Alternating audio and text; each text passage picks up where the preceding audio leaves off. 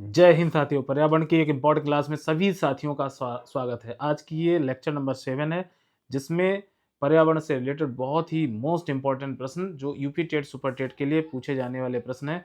तो आज के वीडियो लेक्चर में सभी को बहुत ही मजा आएगा प्रश्नों के साथ, शानदार प्रश्नों की सीरीज में। आइए एक बार देखते हैं प्रश्न क्या है आपका। प्रश्न दिया है, संयुक्त राष्ट्र पर्यावरण कार्यक्रम यूनेप का मुख्यालय कहाँ स्थित है। देखिए ऑप्शंस दिए हैं, दी हेग में, नैरोबी में, न्यूयॉर्क में या वाशिंगटन डीसी में।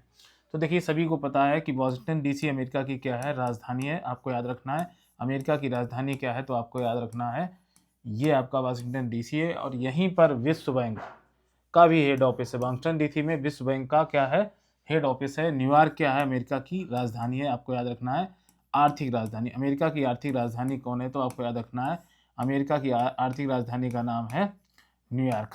ठीक। और जो ऑप्शन आपका दिया हुआ है दी हेग, तो दी हेग में क्या है, अंतर्राष्ट्रीय न्यायालय। अंतर्राष्ट्रीय न्यायालय आपको याद रखना है अंतर्राष्ट्रीय न्यायालय कहाँ पर है, तो आपको याद रखना है नीदरलैंड दी हेग में। ये बड़ा ही अच्छा प्रश्न है, कई बार एग्जाम में यहाँ से प्रश्न बना है। तो अंतर्राष्ट्रीय जो न्यायालय है दी हेग, और ये दी हेग जगह कहाँ पड़ती है, तो ये नीदरलैंड में कहाँ पड़ती है, आपको याद रखना है नीदरलैंड में जगह पड़ती है। कई बार यहाँ से प्रश्न एग्जाम में पूछा गया है, आपको याद रखना है। ठीक। जबकि संयुक्त राष्ट्र पर्यावरण कार्यक्रम यूनेप का जो हेड ऑफिस है ये कहाँ पर स्थित है, ये बात पूछ रहा है। तो ये आपका नैरोबी केन्या में है। आपको याद रखना है नैरोबी केन्या में इसका हेड ऑफिस है। और यूनेप का जो गठन हुआ था, आपको याद रखना है यूनेप का गठन कहाँ हुआ था, तो आपका याद होगा स्टॉकहोम सम्मेलन। बड़ा ही इंपॉर्टेंट प्रश्न है स्टॉकहोम सम्मेलन। आपसे प्रश्न पूछा जाता है कि स्टॉकहोम सम्मेलन कब हुआ, स्टॉकहोम सम्मेलन कब हुआ और ये कहाँ हुआ था। तो हमें बड़े अच्छे से याद रखना, बहुत ही मेजर प्रश्न एग्जाम के लिए। आपको याद रखना है स्टॉकहोम सम्मेलन की स्थापना कब हुई थी और कहाँ हुई थी और इसका मूल उद्देश्य क्या था। आइए देखते हैं। तो स्टॉकहोम सम्मेलन की स्थापना 1972 में हुई थी, आपको याद रखना है। और ये कहाँ पर है, तो स्वीडन में। और यहीं पर एक एक बात कही गई थी, यूनेप का गठन हुआ था। आपको याद रखना है यूनेप का पूरा नाम भी एग्जाम में पूछा जाता है। यूनेप जो हमारा है ये गठित कब हुआ, तो यही स्टॉकहोम सम्मेलन की देन थी, जो पर्यावरण को लेकर पहला सम्मेलन था। United Nation Environment Programme, United Nation Environment Programme, आपको याद रखना है इन्वायरमेंट प्रोग्राम। बड़ा ही अच्छा और बेहतरीन प्रश्न है। इसकी स्थापना कहाँ हुई थी, तो ये हुई थी हमारी नैरोबी, नैरोबी। और ये जगह पड़ती है कहाँ, केन्या में। तो ये 1972 की देन है स्टॉकहोम सम्मेलन यूनियन। तो आंसर क्या हो जाएगा, नैरोबी यहाँ पर हो जाएगा। चलिए देखते हैं अगला प्रश्न। अगला प्रश्न बहुत ही बेहतरीन और अच्छा प्रश्न है। ग्रीन पीस इंटरनेशनल का मुख्यालय अव्यवस्थित है। ऑप्शन है एम्स्टर्डम में, कैनबरा में, ओटावा में और या नागासाकी। आप जानते हो नागासाकी और हिरोशिमा में परमाणु बम गिराए थे किसने, अमेरिका ने। तो ये जापान का एक शहर था। ठीक, या है आज भी। ओटावा क्या है, ये कनाडा की राजधानी ओटावा। याद रखना कनाडा की राजधानी क्या है, ओटावा। ये बहुत ही अच्छा शहर है, कनाडा का विकसित शहर है। कैनबरा आप जानते होगे ये किससे रिलेटेड है, तो कैनबरा कहाँ से रिलेटेड है, आपको याद रखना है। इसके अलावा देखो ग्रीन पीस इंटरनेशनल की स्थापना या मुख्यालय कहाँ पर है, तो ये हमारा पड़ता है एम्स्टर्डम में। कहाँ पड़ता है, एम्स्टर्डम। और एम्स्टर्डम हमारा कहाँ पर है, तो नीदरलैंड में। याद रखना नीदरलैंड में ये जगह पड़ती है एम्स्टर्डम। बड़े अच्छे से याद रखना है, तो नीदरलैंड में। कैनबरा ये ऑस्ट्रेलिया, ऑस्ट्रेलिया की राजधानी, किसकी राजधानी है, तो ऑस्ट्रेलिया की राजधानी है कैनबरा। आइए अगला प्रश्न देखते हैं। अगला प्रश्न हमारा दिया है, पर्यावरण के परिरक्षण एवं संरक्षण हेतु पर्यावरण संरक्षण अधिनियम भारत सरकार द्वारा कब पारित किया गया। देखिए पर्यावरण का जो संरक्षण अधिनियम है, आपका परिरक्षण और संरक्षण अधिनियम है, ये कब आया था, ये 1986 में आया था। बड़ा महत्वपूर्ण प्रश्न है, एग्जाम में कई बार ये प्रश्न बना है।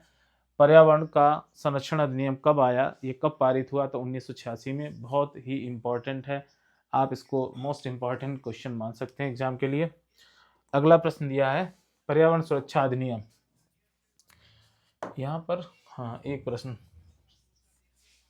हाँ 1987 में क्या मॉन्ट्रियल प्रोटोकॉल हुआ था। याद रखना मॉन्ट्रियल प्रोटोकॉल कब हुआ, बड़ा इंपॉर्टेंट प्रश्न है। मॉन्ट्रियल प्रोटोकॉल, ये जो प्रोटोकॉल हुआ था, आपको याद रखना है ये प्रोटोकॉल हमारा हुआ था कनाडा में। कहाँ हुआ था, कनाडा में ओजोन संरक्षण को लेकर था। ओजोन परत को बचाने का प्रयास था, ओजोन परत को नष्ट होने से बचाना। इसका मूल उद्देश्य क्या था? तो इसका मूल उद्देश्य था, तो ये में याद रखना है, ये इसका 1987 में कौन सा सम्मेलन हुआ था? तो पर्यावरण में ओजोन परत को लेकर एक संरक्षण हुआ था जिसको बोलते हैं मॉन्ट्रियल प्रोटोकॉल। बड़ा ही अच्छा प्रश्न है, आपको याद रखना है। मॉन्ट्रियल प्रोटोकॉल कनाडा में हुआ था। कब हुआ था? तो 1987 में हुआ था और ओजोन परत को नष्ट होने से बचाने का इसमें प्रयास था। तो नेक्स्ट प्रश्न देखते हैं। नेक्स्ट प्रश्न दिया है, पर्यावरण सुरक्षा अधिनियम की बात करते हैं। ईपीए को अन्य किस नाम से जाना जाता है? छड़ी मुबारक पर्यावरण विधान कहा जाता है, इको संरक्षण नियम कहा जाता है। ऑप्शन ए यहाँ पर सही है, छाता विधान। इसे क्या बोलते हैं? छाता विधान। छाता विधान मतलब अम्ब्रेला लेजिस्लेटिव। पर्यावरण सुरक्षा अधिनियम कब आया था? तो अभी हम बात कर चुके हैं, 1986 में आया था और इसका एक और नाम क्या है? छाता विधान, याद रखना है। आइए अगला प्रश्न देखते हैं। National green tribunal NGT Bharat सरकार द्वारा स्थापित किया गया।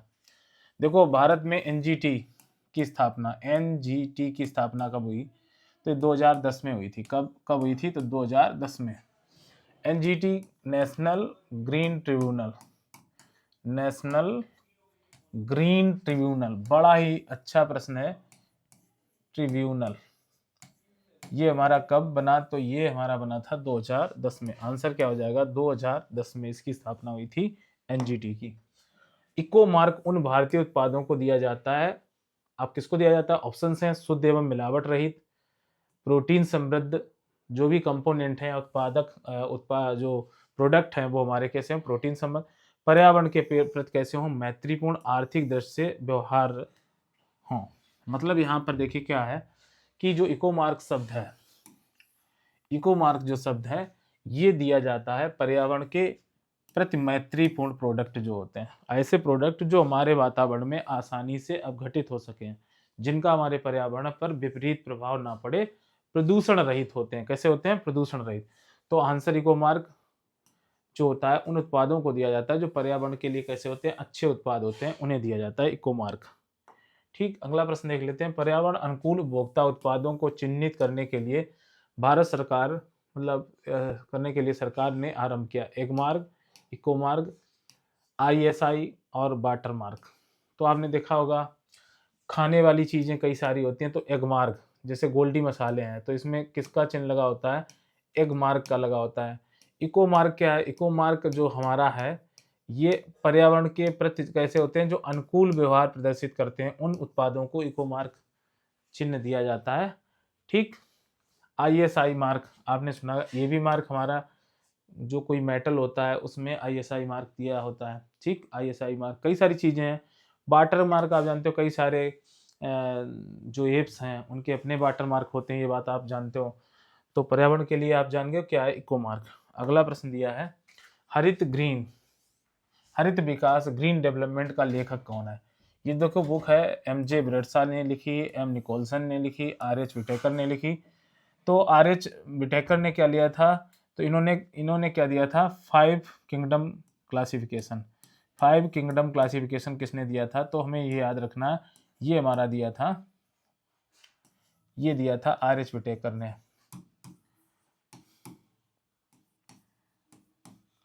तो 5 जगत वर्गीकरण, इसे हिंदी में क्या बोलते हैं? 5 जगत वर्गीकरण किसने दिया? तो 5 जगत वर्गीकरण ये हमारा दिया था आर.एच. विटेकर सर ने।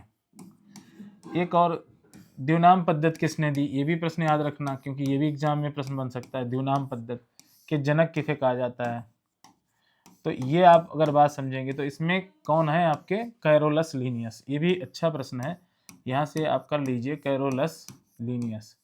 ये हमारे क्या है? ये एक साइंटिस्ट थे जिन्होंने ये कहा था किसी भी पौधे जंतु के 2 नाम हो सकते हैं, एक उसका क्या हो सकता है? जीनस, और ये दूसरा क्या हो सकती है? स्पीसीज। इसी को बायनोमिनल क्लेचर कहा गया, द्विनाम पद्धति। क्या कहा गया? द्विनाम पद्धति। आइए बात कर लेते हैं नेक्स्ट। तो यहाँ पर हाँ आंसर ही क्या हो जाएगा? W.M. एडम्स। हरित विकास ग्रीन डेवलपमेंट के लेखक है W.M. एडम्स। अगला प्रश्न दिया है, पर्यावरण संरक्षण के लिए ग्रीन आर्मी। देखिए बहुत इंपॉर्टेंट बात है, ग्रीन आर्मी देखिए कहीं कहीं बनाई गई है, और हालांकि आपके देश में ग्रीन आर्मी की बात करते हैं तो विश्व में कहाँ बनाएगी? जापान में, चीन में, इजिप्ट में या ऑस्ट्रेलिया में। इजिप्ट आप जानते हो मिस्र का ये शहर है, मिस्र, ठीक। जापान आप जानते हो उगते हुए सूरज का देश कहा जाता है, इसे क्या कहा जाता है? उगते हुए सूरज का देश, सूरज का देश किसे कहा जाता है? तो याद रखना है ये कहा जाता है, उगते हुए सूर्य का देश किसे? जापान को कहा जाता है। ऑस्ट्रेलिया, इसमें ग्रीन आर्मी का गठन कहाँ हुआ था? तो ये याद रखना ऑस्ट्रेलिया में हुआ था। कहाँ हुआ था? ऑस्ट्रेलिया में। इनकी अपनी 15,000 मतलब सेना है, किसकी? ऑस्ट्रेलिया की। अगला प्रश्न दिया है, निम्नलिखित भारत के निम्नलिखित राज्यों में किसने हाल ही में हरित गृह कृषि, ग्रीन हाउस फार्मिंग, बड़ा ही अच्छा प्रश्न है, ग्रीन हाउस फार्मिंग प्रारंभ की? भारत में किसने की है? हरियाणा, ठीक, पंजाब, महाराष्ट्र, उत्तर प्रदेश। उत्तर प्रदेश की राजधानी लखनऊ है। महाराष्ट्र आप जानते हो इसके बारे में काफ़ी कुछ, मुंबई इसका बहुत ही सालसट द्वीप पर बसा हुआ देश मतलब शहर है, एक सालसट द्वीप पर जो महाराष्ट्र में पड़ता है, सालसट द्वीप पर। मुंबई कहाँ बसा है? तो सालसट द्वीप पर बसा हुआ है। कहाँ पर? आपको याद रखना है, ये हमारा बसा है मुंबई शहर, भारत की आर्थिक राजधानी। ये भारत की क्या है? आर्थिक राजधानी है। भारत की आर्थिक राजधानी किसे कहा जाता है? तो याद रखना है भारत की आर्थिक राजधानी। तो ये आर्थिक राजधानी हमारी भारत की कौन है? तो याद रखना है मुंबई है। मुंबई हमारी आर्थिक राजधानी है। तो यहाँ पे जो आंसर हो जाएगा पंजाब। ग्रीन हाउस फार्मिंग अभी शुरुआत किसने की है? तो पंजाब राज्य ने। बहुत अच्छा प्रश्न है, पंजाब राज्य ने। अगला प्रश्न है, विश्व पर्यावरण दिवस किस तारीख को मनाया जाता है? तो देखिए आपने सुना होगा 21 मार्च को, 23 मार्च को, 5 जून को, 25 मई को। तो दोस्तों याद रखना 5 जून को वर्ल्ड एनवायरनमेंट डे मनाया जाता है। World environment day, environment day याद रखना है इसको। एलिफेंट डे कब मनाया जाता है? एलिफेंट डे, तो ये भी याद रखिए 12 अगस्त को। कब मनाया जाता है? ये हमारा 12 अगस्त को मनाया जाता है, ठीक। डॉल्फिन डे कब मनाया जाता है? ये भी याद रखना, डॉल्फिन डे ये कब मनाया जाता है? तो 5 अक्टूबर है इसमें, 5 अक्टूबर। ओजोन डे कब मनाया जाता है? विश्व ozone day, world ozone day, तो ये भी याद रखना, इसमें आपका 16 सितंबर है। क्या है? 16 सितंबर। चलिए अगला प्रश्न देख लेते हैं। अगला प्रश्न दिया है, पारिस्थितिकी तंत्र की संकल्पना को प्रस्तुत किया था। देखिए पारिस्थितिक तंत्र की परिकल्पना को किसने प्रस्तुत किया था? ऑप्शंस क्या हैं? जी टेलर ने, ई हल्टिंगटन ने, टी आर स्टोर्डर ने या टॉन्सले ने। देखिए याद रखना है, इकोलॉजिकल सिस्टम जो आपका है, इसमें इसकी संकल्पना कॉन्सेप्ट को किसने प्रस्तुत किया था? तो एजी 1935 में। याद रखना 1935 में एजी टेंसले सर ने, एजी टेंसले सर ने कौन सी परिकल्पना प्रस्तुत की थी? तो हमें याद रखना है ये इन्होंने पारिस्थितिक तंत्र की संकल्पना को प्रस्तुत किया था एजी टेंसले ने 1935 में। बड़ा ही अच्छा प्रश्न है, कई बार एग्जाम में आया हुआ प्रश्न है। पृथ्वी का सर्वाधिक बृहद पारिस्थितिक तंत्र निम्नलिखित में? जलमंडल, जीवोम, स्थलमंडल, जैवमंडल। देखो जैवमंडल क्या है? बायोस्फीयर बोलते हैं। बायोस्फीयर मतलब ऐसा क्षेत्र जिसमें जीवन पाया जाए, मतलब जल थल वायु, तो तीनों से मिलकर जलमंडल। और देखिए जलमंडल और आपका एक होता है स्थल मंडल, लिथोस्फीयर जिसे बोलते हैं, ठीक। और जलमंडल को हाइड्रोस्फीयर बोलते हैं, ये हाइड्रोस्फीयर है, ठीक, हाइड्रोस्फीयर। और स्थल मंडल को आप बोलते हैं लिथोस्फीयर। अब वायुमंडल को क्या बोलते हैं? वायुमंडल को आप बोलते हैं एटमॉस्फेयर, वायुमंडल। तो तीनों मंडलों को मिलाकर जो मंडल बनता है उसे क्या कहा जाता है? जीव मंडल। उसे क्या कहा जाता है? जैव मंडल या जीव मंडल कहा जाता है। तो इसके अंतर्गत आपका जलमंडल भी आता है, स्थल मंडल भी आता है और वायुमंडल भी आता है। तो याद रखना है एटमॉस्फेयर, जिसमें सारी गैसें उपस्थित हैं, वो हमारा क्या है? एटमॉस्फेयर है। जिसमें ऑक्सीजन कितने प्रतिशत पाई जाती है, 21%। नाइट्रोजन कितने प्रतिशत वायुमंडल में पाई जाती है, 79% समथिंग। और 0.03% कार्बन डाइऑक्साइड पाई जाती है। जलमंडल जानते हो, पृथ्वी पर टोटल कितना, 71% जल है, कितना है, जबकि स्थल मंडल वाला पार्ट कितना है, 29% है। कितना है, 29%। यहाँ पे जलमंडल कितना है, तो आपको याद रखना है 71% भूभाग पर जल है। ठीक, याद रखना है। चलिए अगला प्रश्न देखते हैं। तो यहाँ पर आंसर क्या हो जाएगा, जय मंडल या जीव मंडल। अगला प्रश्न दिया है, निम्नलिखित में कौन सा एक कृत्रिम परितंत्र है, तालाब है, खेत है, वन है, या उपयुक्त कोई नहीं। अब आप देखो, खेत, वन, वन क्या है, ये तो प्राकृतिक परितंत्र इकोसिस्टम। वन मतलब फॉरेस्ट इकोसिस्टम बोलते हैं इसको। जंगल हमारे क्या है, तो ये नेचुरल है इकोसिस्टम। ठीक, जंगल में क्या होती है, बहुत सारी खास श्रृंखलाएं होती हैं। तालाब, तालाब के अंदर भी जल जीवन होता है और पेड़ पौधे भी पाए जाते हैं। लेकिन खेत, किसान, खेतों में जो फसलें होती हैं वो किसान करता है। तो ये कृत्रिम परितंत्र, आर्टिफिशियल इकोसिस्टम बनाता है कौन, तो इसमें आपका मैन बनाता है, मैन मेड इकोसिस्टम। आपके तालाब, आपका क्या हुआ, खेत हुआ, बगीचा, गार्डन, गार्डन भी हम लोग बनाते हैं। तो ये हमारे क्या कृत्रिम परितंत्र के उदाहरण है। चलिए नेक्स्ट प्रश्न दिया, निम्नलिखित में कौन सा कृत्रिम पारिस्थितिक तंत्र है। अब धान का खेत, वन, घास का मैदान, झील। झील देखो प्राकृतिक नेचुरल है, ये झीलें जिसमें जल और पेड़ पौधे सब पाए जाते हैं। घास का मैदान भी प्राकृतिक है आपका। वन भी क्या है, प्राकृतिक इकोसिस्टम है, नेचुरल इकोसिस्टम। लेकिन धान का खेत कौन तैयार करता है, ये इंसान तैयार करता है। तो मैन मेड आर्टिफिशियल इकोसिस्टम का उदाहरण है, मतलब कृत्रिम परितंत्र का उदाहरण क्या है, धान का खेत। क्योंकि धान के खेत में हम लोग पानी भी, जलीय जीव भी पाए जाते हैं, धान भी खेती की जाती है, ये याद रखना। अगला प्रश्न दिया है, निम्नलिखित में कौन सा एक विश्व का विशालतम पारिस्थितिक तंत्र है। देखिए, घास के मैदान, वन, पर्वत। तो आप बात कर रहे हैं विशालतम पारिस्थितिक तंत्र, सबसे ज्यादा कहाँ जल जीवन और पेड़ पौधे जीव जंतु पाए जाएंगे, तो समुद्र एक हमारा पेड़ पौधों से भरा हुआ, जीव जंतुओं से भरा हुआ इकोसिस्टम है, जो सबसे विशाल इकोसिस्टम। क्योंकि समुद्र पृथ्वी पर आप जानते हो कई सारे सागर हैं, महासागर। तो एक बड़ा सिस्टम आपको देखने को मिलेगा पारिस्थितिक परितंत्र। तो ये हमारा समुद्र यहाँ पर आंसर हो जाएगा। घास के मैदान भी इतने नहीं, क्योंकि 29% जल ज्यादा है पृथ्वी पर। ठीक, आइए अगला प्रश्न देखते हैं, निम्नलिखित में किस कार्य से पारिस्थितिक संतुलन बिगड़ता है। किस कार्य से पारिस्थितिक संतुलन बिगड़ता है, लकड़ी काटने से, सामाजिक वानिकी से, वन महोत्सव से, वनारोपण से। तो वो पेड़ पौधे लगाएंगे तब क्या पारिस्थितिक तंत्र बनेगा कि बिगड़ेगा, तो सीधी बात है, अगर हम ये जैसे कहने का मतलब क्या है, हम अगर पेड़ पौधों को लगाएंगे तो हमारा पारिस्थितिक तंत्र बनेगा, जिसमें पेड़ पौधे भी बढ़ेंगे, जीव जंतु भी बढ़ेंगे। वन महोत्सव मतलब जागरूकता फैलाएंगे। ठीक, तो पेड़ पौधे लोग लगाएंगे ना, तो ये भी बात सही है। सामाजिक वानिकी, सोशल, लकड़ी काटना, ये मतलब हमारे पारिस्थितिक तंत्र को, अगर हम लकड़ी काटेंगे, जंगल काटेंगे, तो सिर्फ पेड़ पौधों को काटेंगे, तो हमारा पारिस्थितिक तंत्र कैसा हो जाएगा, बिगड़ता चला जाएगा। तो आंसर हो जाएगा फर्स्ट वाला। चलिए अगला देखते हैं, निम्नलिखित में कौन सा एक पद केवल जीव द्वारा ग्रहण किए गए दिव्य स्थान का ही नहीं, बल्कि जीवों के समुदाय में उसकी कार्यात्मक भूमिका का भी वर्णन करता है। इकोटोन है ये, कि पारिस्थितिक कर्मता है। ठीक, या आवास है, या आवास क्षेत्र है। तो आंसर हो जाएगा यहाँ पर पारिस्थितिक कर्मता, इकोलॉजिकल निच। इसे क्या कहा जाएगा, इकोलॉजिकल निच कहा जाएगा, पारिस्थितिक कर्मता। इसका आंसर हो जाएगा इकोलॉजिकल निच। याद रखना, इकोलॉजिकल नीचे कहा जाएगा इसको। आंसर। इसके बाद अगला प्रश्न है, अगला प्रश्न जो दिया है देखिए, आपके पर्यावरण के लिए बहुत इंपॉर्टेंट है। घास स्थलीय पारिस्थितिक तंत्र के खाद्य श्रृंखला में विभिन्न घटकों का सही क्रम है। अब ये कोई खास श्रृंखला दी गई है, अब ये क्रम में सही है या नहीं है, ये हमें जानना है। देखो, सबसे पहले मैदान हो गए, वहां पर घास यानी उत्पादक सबसे पहले होंगे। तो पहले आप समझ लो, उत्पादक सबसे पहले, किसी भी खाद्य श्रृंखला में सबसे पहले क्या होंगे, उत्पादक।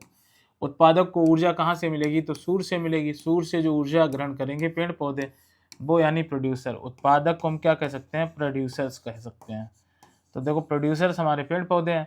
इनको खाने वाले हमारे शाकाहारी जीव, जो प्राथमिक उपभोक्ता कहलाएंगे। क्या कहलाएंगे, शाकाहारी जीव क्या है, प्राथमिक उपभोक्ता कहा जाएगा। इनको क्या कहा जाएगा, प्राइमरी कंज्यूमर। क्या कहा जाएगा, प्राइमरी कंज्यूमर, प्राथमिक उपभोक्ता। याद रखना, इसको बड़ा इंपॉर्टेंट है।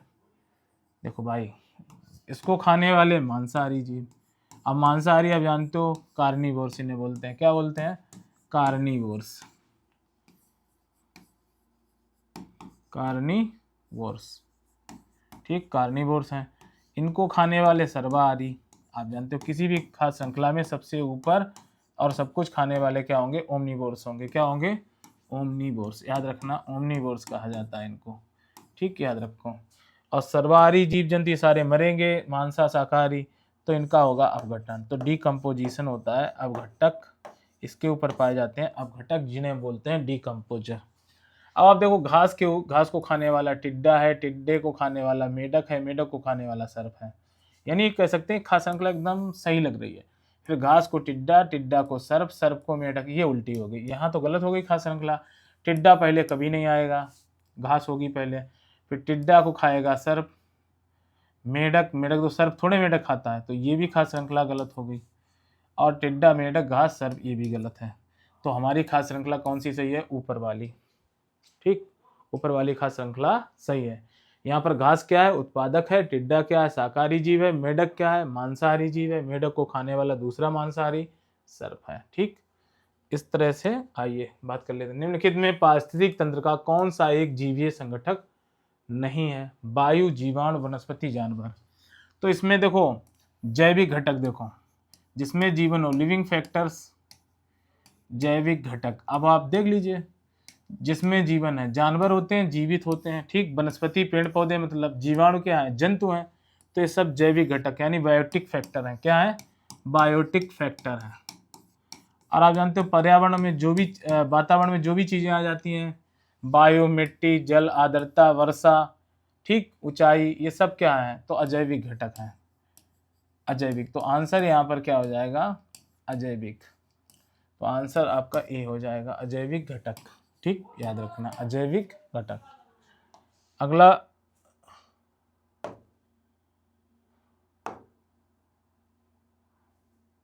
खाद्य श्रृंखला या फूड चेन में मानव है, एक निर्माता है, केवल प्राथमिक उपभोक्ता है, केवल द्वितीयक उपभोक्ता है, प्राथमिक और द्वितीयक उपभोक्ता। मानव अगर क्या है? सर्वाहारी जीव है। मानव की अगर बात करते हैं तो मानव ओमनीवोर्स है, सर्वाहारी जीव है। आपको ये तो बात पता ही है।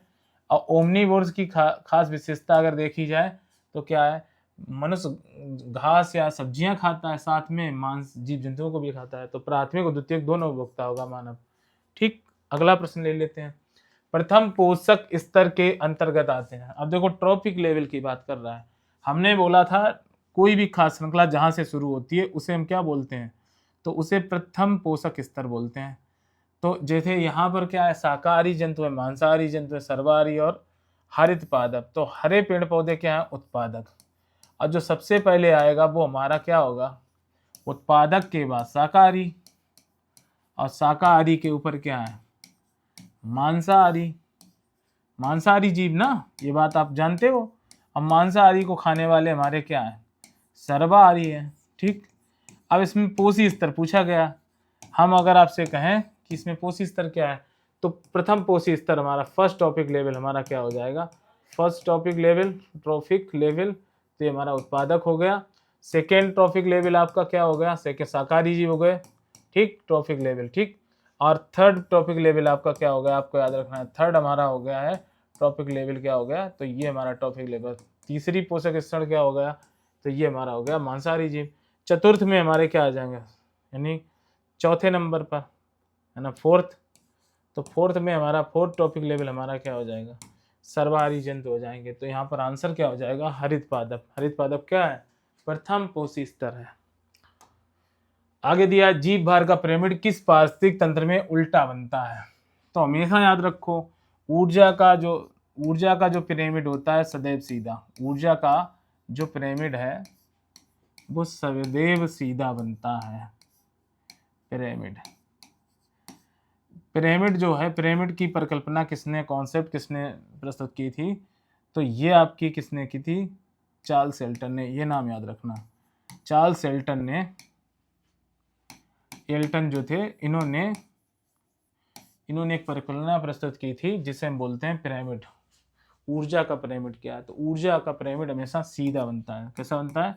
सीधा। लेकिन जीव भार पिरामिड उल्टा कौन सा बनता है? हमेशा याद रखो, तालाब का जीव भार पिरामिड हमेशा उल्टा बनता है। संख्या का पिरामिड आपने पेड़ का हमेशा उल्टा बनता है। संख्या नंबर आप पिरामिड किसका उल्टा बनता है? तो पेड़ का हमेशा उल्टा बनता है, जबकि ऊर्जा का पिरामिड हमेशा सीधा, और तालाब का पिरामिड हमेशा कैसा होता है? तो ये बनता है हमेशा उल्टा। पारिस्थितिक तंत्र में उच्चतम पोषण स्तर प्राप्त करता है, तो उच्चतम टॉप कंज्यूमर क्या कहलाएंगे? हमारे सर्वाहारी जंतु कहलाएंगे। क्या कहलाएंगे? सर्वाहारी जंतु। आइए अगला प्रश्न देख लेते हैं। पारिस्थितिक तंत्र में डीडीटी का समावेशन होने के बाद निम्नलिखित में से किस एक जीव में उसका संभवतः अधिकतम सांद्रण होगा? टिड्डा, सांप, भेक, शिश और मवेशी। तो देखिए सर्वाधिक किस में होगा? जो अंतिम में, कोई चीज अंतिम में जो खाएगा वो सबसे ज्यादा क्या सांद्रित करेगा? तो डीडीटी का समावेशन सबसे ज्यादा जलीय जीव में होगा। किस में होगा? जलीय जीव में। तो डीडीटी का यहाँ पर टेडपोल में होगा। किस में होगा? टेडपोल में।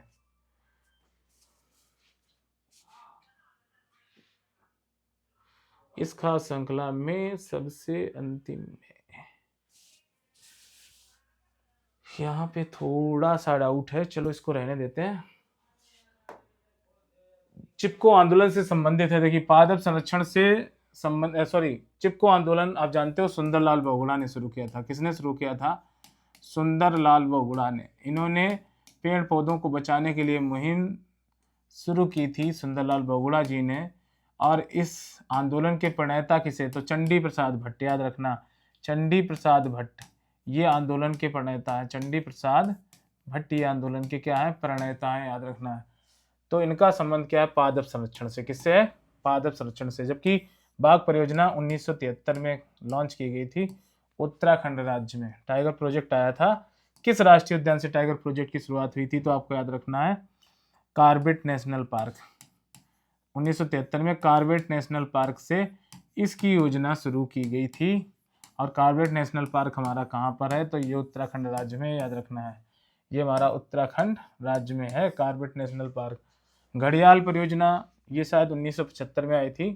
क्रोकोडाइल ब्रीडिंग प्रोजेक्ट, कोकरेल में आपका क्रोकोडाइल ब्रीड वहाँ पर तैयार की जाती है। कोकरेल है, ये आपके लखनऊ में पड़ता है।